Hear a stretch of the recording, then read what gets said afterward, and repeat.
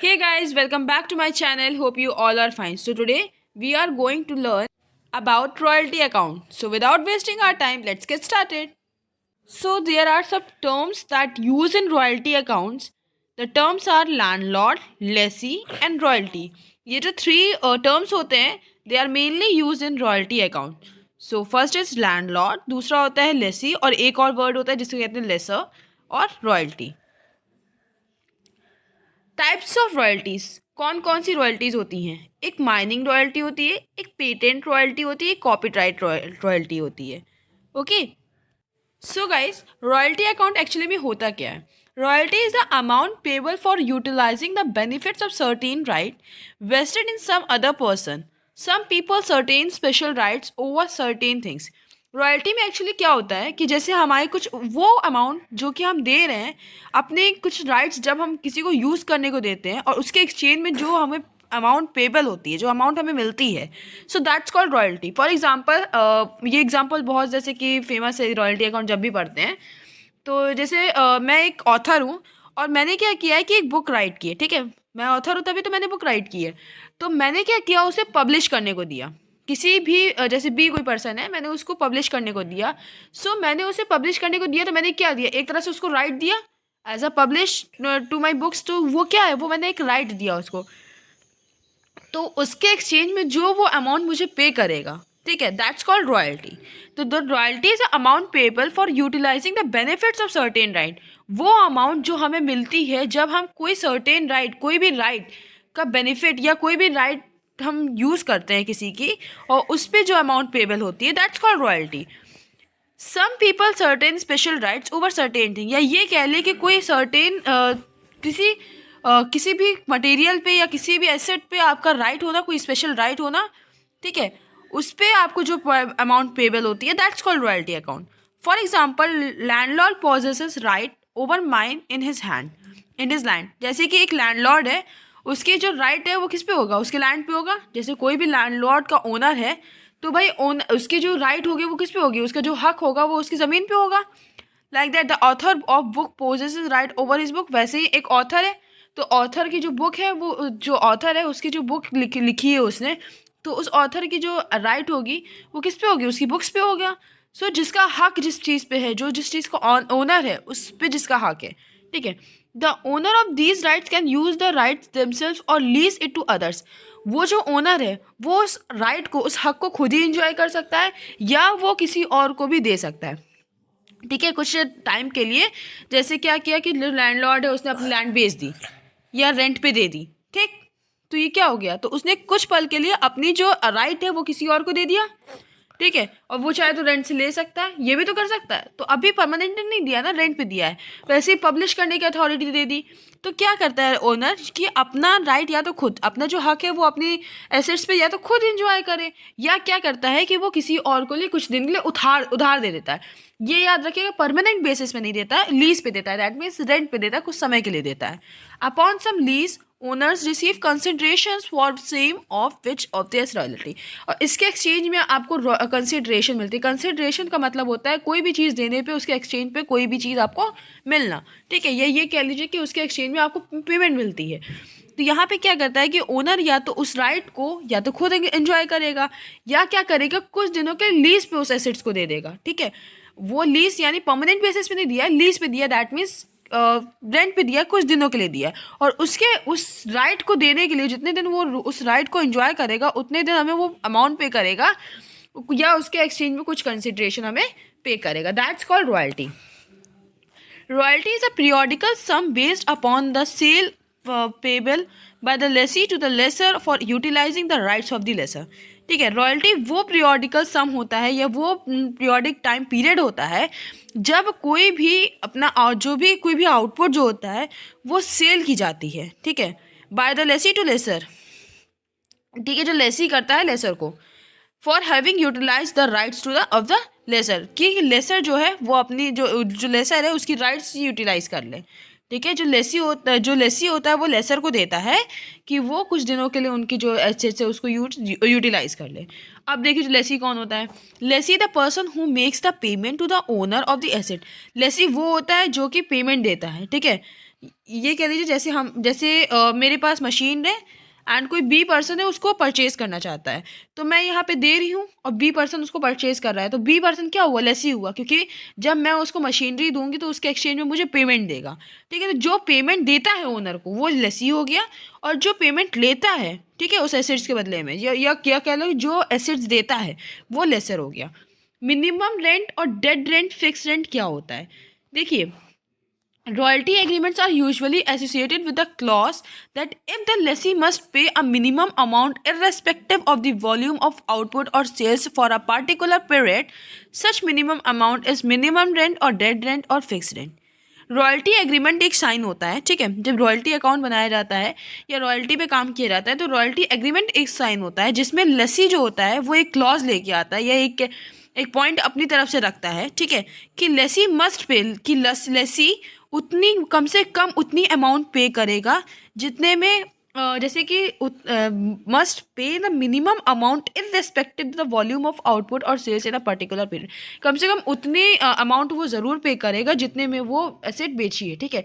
जैसे अपना profit margin नहीं जोड़ रहा है, लेकिन क्या कह रहा है कि एक क्लॉज ये रखता है कि कम से कम उतनी अमाउंट तो वो देगा, ज़्यादा से ज़्यादा तो भाई अपनी प्रॉफिट भी जोड़ के लोग लेंगे, लेकिन यहाँ पे क्या है कि अगर वो नहीं दे पा रहा है, ठीक है, अपना प्रॉफिट अगर मार्जिन ये लोग ऐड भी कर लेते हैं और वो बंदा नहीं दे पा रहा है सामने वाला, तो यहाँ पे लेसी जो होता है वो क्लॉज ये मेंशन कर देता है कि कम से कम उतना अमाउंट तो दे जितने में वो जो प्रोडक्ट है मैंने उतने में बेचा है, ठीक है, जितने में वो आउटपुट सेल हुआ है कम से कम उतनी अमाउंट वो दे दे कि उसका भी लॉस ना हो और वो कवर अप कर ले अपना, ठीक है। That's so such minimum amount is known as minimum rent. इसी मिनिमम अमाउंट को कहते हैं मिनिमम रेंट, डेड रेंट और फिक्स रेंट कहते हैं, ठीक है। फॉर एग्जाम्पल जैसे कि जो मशीनरी थी वो 40,000 की थी, ठीक है, और क्या किया लेसर ने कि अपने कुछ प्रॉफिट मार्जिन 50,000 पे बेच रहा है, ठीक है, लेकिन क्या हुआ कि जो पैसे जो खरीद रहा है, जो बायर है, उसके पास इतना पैसे नहीं है कि भाई वो 50,000 दे, ठीक है। तो यहाँ पे क्या है कि यहाँ पे क्लॉज उसने मेंशन किया कि चलो ठीक है मैंने दे तो दिया है, तो वो क्या कह रहा है कि कम से कम जितने की वो ओरिजिनल वैल्यू थी एसेट की वो 40,000 थी, तो कम से कम कम से कम उसको 40,000 तो दे कि उसको भी जो बेच रहा है उसको भी प्रॉफिट लॉस ना हो और जो ले रहा है उसको भी लॉस ना हो। तो इतना नहीं दे पा रहा है, मान लो प्रॉफिट नहीं दे रहा, 50,000 नहीं दे पा रहा है, तो कम से कम 40,000 दे जितने की वो ओरिजिनल उसकी वैल्यू थी उस मशीन की, ठीक है। Now short working. The excess of minimum rent over actual royalty is known as short working. जब मिनिमम रेंट एक्चुअल रॉयल्टी से ज़्यादा हो जाता है, ठीक है, जब मिनिमम रेंट जो होता है वो एक्चुअल रॉयल्टी से ज़्यादा हो जाता है तो उस कंडीशन को हम वर्किंग शॉर्ट वर्किंग कहते हैं, ठीक है। ये कह लें द एक्सेस और इज कॉल्ड शॉर्ट वर्किंग। जो एक्सेस हो जाता है उसे शॉर्ट वर्किंग कहते हैं लेसी के लिए, ठीक है। ये लेसी की बात कर रहे हैं कि अगर मिनिमम रेंट एक्चुअल रॉयल्टी से ज़्यादा हो जाता है तो उसे शॉर्ट वर्किंग कहते हैं, और वो शॉर्ट वर्किंग किसके लिए कहते हैं, लेसी के लिए कहते हैं, और शॉर्ट वर्किंग सस्पेंस किसके लिए कहते हैं, लेसर के लिए कहते हैं, ठीक है। ये मेन पॉइंट था। Now, requipment or recovery of short working. It refers to the recovering of short working of any year. ये क्या होता है कि ये यहाँ पे short working जो अमाउंट होती है उसको रिकवर करने की बात की जाती है, ठीक है।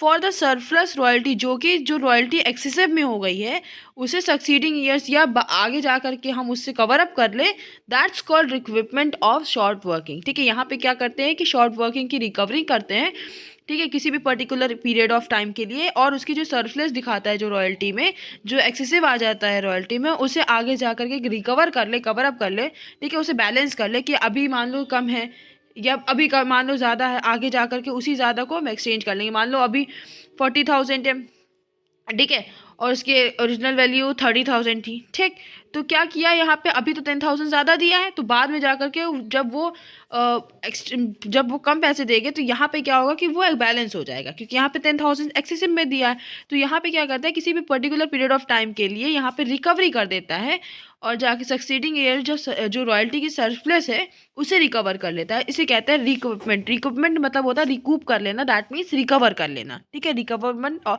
या ये कह लें recovery of short working. Now there is an table of analysis. ये टेबल ऑफ एनालिसिस होता है, इसे पहले मेंटेन कर, जैसे कि पहला कॉलम होता है ईयर का, सेकेंड होता है आउटपुट, थर्ड होता है मिनिमम रेंट, फोर्थ होता है रॉयल्टी, फिफ्थ होता है शॉर्ट वर्किंग, फिर होता है सरप्लस, फिर short working recovered, short working in recover amount paid to landlord. ठीक है, यहाँ पे रॉयल्टी का फॉर्मूला होता है is equals to output into royalty per unit. जितने भी रॉयल्टी पर यूनिट पे जितने भी मतलब पर यूनिट के अकॉर्डिंग रॉयल्टी निकाल के यहाँ पे इक्वेशन लगाई जाती है। ठीक है, short working is equals to royalty minus minimum rent. Short working का फॉर्मूला होता है royalty minus minimum rent. Is value is negative short working and if it is positive it is surplus. अगर negative में value निकल के आती है royalty minus minimum rent करेंगे, अगर नेगेटिव में निकल के आती है तो शॉर्ट वर्किंग हो गया, और पॉजिटिव में निकल के आती है तो सरप्लस मानते हैं उसको। अकाउंटिंग ट्रीटमेंट, यहाँ पे दो तरीके से होती है ट्रीटमेंट, एक लेसी की बुक में होता है और एक लेसर की बुक में होता है। ठीक है, जो अकाउंटिंग ट्रीटमेंट होती है एक लेसी की बुक में किया जाता है और दूसरा किया जाता है बुक्स ऑफ लेसर में। अब क्या क्या मेथड्स होते हैं देखिए। Accounting treatment in the books of lessee, lessee की बुक में जब हम एंट्री करते हैं तो कैसे करते हैं। The accounting treatment in the book of lessee can be followed any of the methods. इन दोनों में से किसी एक मेथड्स को फॉलो करके ही हमारा जो लेसी की बुक में मेंशन किया जाता है अकाउंटिंग वो ऐसे किया जाता है। When minimum rent account is not required, जब मिनिमम रेंट का अकाउंट रिक्वायर्ड नहीं होता है तब क्या करते हैं, विदाउट मिनिमम रेंट अकाउंट। ठीक है, या ये कह ले, एक तो क्या होता है कि जब मिनिमम एंड यहाँ पे बताया गया नीचे ये चीज़ है। ठीक है, कि जब मिनिमम, एक दो तरीके से इसमें जनरली होता है कि पहला जब मिनिमम रेंट नहीं रिक्वायर्ड होता है कोई इक्वेशन में, जब क्वेश्चन में मिनिमम रेंट नहीं पूछा जाता है, या दूसरा जब मिनिमम रेंट रिक्वायर्ड होता है। ठीक है, जब भी हम लेसी की बुक में एंट्री करते हैं तो दो केस बन के आते हैं कि जब एक तो मिनिमम रेंट या तो क्वेश्चन में रिक्वायर्ड होगा या तो नहीं होगा। तो कैसे करेंगे, when minimum rent is not required, जब मिनिमम रेंट रिक्वायर्ड नहीं होता है तब कैसे करते हैं, तब when royalties are less than minimum rent, जब रॉयल्टी मिनिमम रेंट से कम होती है तब क्या करेंगे, फॉर रॉयल्टीज पेबल, जब हम रॉयल्टी पे कर रहे हैं। ठीक है, यहाँ रॉयल्टी क्या कर रहे हैं, अभी रॉयल्टी पे कर रहे हैं तो रॉयल्टीज अकाउंट डेबिटेड, क्योंकि रॉयल्टी पे कर रहे हैं तो रॉयल्टी की अकाउंट क्या होगी, डेबिटेड होगी। Short working account debited to landlord, landlord के पास से जा रहा है लैंडलॉर्ड। ठीक है, फॉर पेमेंट, अब हम यहाँ पे पेमेंट कर रहे हैं तो पेमेंट करेंगे तो क्या होगा, लैंडलॉर्ड को मिलेगा तो लैंडलॉर्ड अकाउंट डेबिटेड। पेमेंट किसे कर रहे हैं, लैंडलॉर्ड को कर रहे हैं तो लैंडलॉर्ड अकाउंट डेबिटेड। और पेमेंट जा कहाँ से रहा है, जाहिर सी बात है बैंक या कैश से जा रहा है, तो जनरली बैंक से ही जाता है इतने बड़े अमाउंट्स, तो टू बैंक अकाउंट। फिर for the transfer of royalties to profit and loss account, फिर क्या करेंगे, जो हम रॉयल्टी है उसे प्रॉफिट एंड लॉस अकाउंट में ट्रांसफर करेंगे, profit and loss account debited to royalties account. Next second case क्या होता है, सॉरी, सेकेंड केस होता है when actual royalties are more than minimum rent and short working are recovered. ये उसी case की बात हो रही है, अभी मिनिमम रेंट अकाउंट ज़रूरत नहीं है, और जब मिनिमम रेंट अकाउंट में ज़रूरत नहीं है, और जब एक्चुअल रॉयल्टी आपकी minimum rent and short working, minimum rent जो है, जो एक्चुअल रॉयल्टी है वो मिनिमम रेंट से ज़्यादा हो और शॉर्ट वर्किंग रिकवर्ड हो चुकी हो, तब एंट्री क्या होती है, तब एंट्री होती है फॉर रॉयल्टीज पेबल। जब रॉयल्टी पे करते हैं तो रॉयल्टी अकाउंट डेबिटेड, ठीक है, to short working to landlord, वहीं एंट्री हुई। फिर लैंडलॉर्ड टू बैंक पेमेंट की, वो भी एंट्री सेम हो गई। फिर प्रॉफिट एंड लॉस में शेयर कर दिया, ट्रांसफर कर दिया, profit and loss account debited to royalties. ठीक है, एंड लास्ट एंट्री ये जो होती है ये एक्सेसिव में आ जाती है for transfer of in recover short working to profit and loss account. वो अमाउंट, वो शॉर्ट वर्किंग के अमाउंट जो इरिकवर है, जो रिकवर नहीं हो पाई है, प्रॉफिट एंड लॉस अकाउंट में उसे ट्रांसफर करेंगे, profit and loss account debited to short working account. ठीक है, नेक्स्ट केस जब होता है वो कौन सा है कि व्हेन मिनिमम रेंट रिक्वायर्ड, जब मिनिमम रेंट जो अकाउंट होता है वो ज़रूरी होता है, तब कैसे करेंगे, when actual royalty are less than minimum rent, जब एक्चुअल रॉयल्टी मिनिमम रेंट से कम होती है तब क्या करेंगे, फॉर मिनिमम रेंट पेबल, जब मिनिमम रेंट पे करेंगे, minimum rent account debited to landlord, क्योंकि मिनिमम रेंट जो है हम वो क्या कर रहे हैं, पे कर रहे हैं। ठीक है, तो यहाँ पे क्या होगा, पे करेंगे तो minimum rent account debited to landlord. For royalties payable, royalty यहाँ पे कर रहे हैं तो क्या करेंगे, royalties account debited, short working account debited to landlord account. For payment of royalty, royalty किसे पे करेंगे, लैंडलॉर्ड, तो landlord account debited to bank account. For transfer of royalties to profit and loss account, profit and loss account debited to royalties, profit and loss account debited में profit and loss account में आपका transfer हो गया। Second case होता है when actual royalties are more than minimum rent and short working are recovered, जब actual royalty जो होती है मिनिमम रेंट से ज़्यादा होती है और शॉर्ट वर्किंग रिकवर हो चुकी होती है। कब के केस में, जब मिनिमम रेंट अकाउंट में नीड होती है, तब क्या करते हैं, for royalties payable, royalty account debited to short working account to landlord account, ठीक है। पेमेंट कैसे करेंगे, royalty account debited to bank account. Third होती है एंट्री जब रॉयल्टी ट्रांसफ़र की जाती है प्रॉफिट एंड लॉस अकाउंट में, profit and loss account debited to royalty account. And fourth होती है for transfer of इरिकवर short working to profit and loss account, वो अमाउंट, वो शॉर्ट वर्किंग की अमाउंट जो रिकवर हो गई है, मतलब जो रिकवर नहीं हो पाई है, उसे प्रॉफिट एंड लॉस अकाउंट में ट्रांसफर करते हैं, profit and loss account debited to short working account. और जब दूसरी एंट्री होती है वो होती है accounting treatment in the books of lessor, वो लेसी की बुक में थी जिसमें 2 केस बनता है, जब मिनिमम रेंट नहीं होता है और जब मिनिमम रेंट होता है, ठीक है, उसमें भी पार्ट्स थे।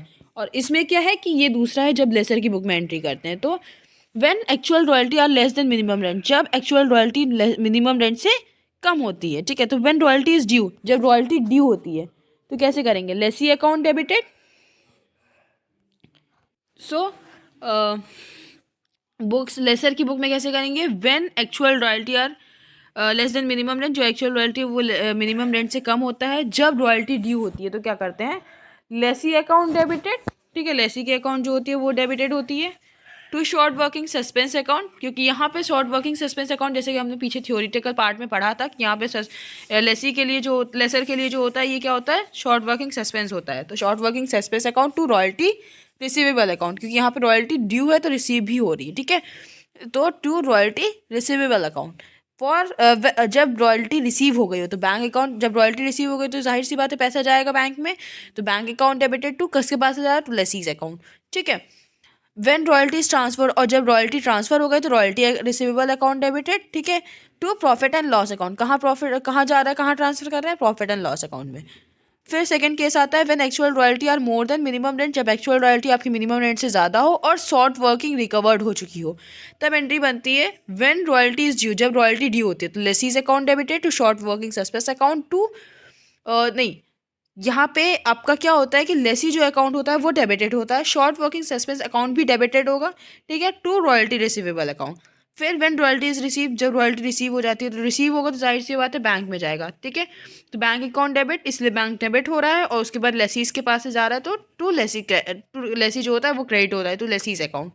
फिर रॉयल्टी कहाँ ट्रांसफर हो रही है, प्रॉफिट एंड लॉस अकाउंट में, तो to royalty receivable account debited to profit and loss account when short working is recovered is transfer, और जो शॉर्ट वर्किंग इरिकवर है, जो रिकवर नहीं हो पाई, उसे ट्रांसफर करेंगे प्रॉफिट एंड लॉस अकाउंट में, किस नेम से, short working suspense account debited to profit and loss account. So I hope कि आपको आज की वीडियो पसंद आई होगी, and if you understand the concept, so just like, share, subscribe my channel and also drop your comment by which I get to know your feedbacks. And thanks for watching. Have a great day.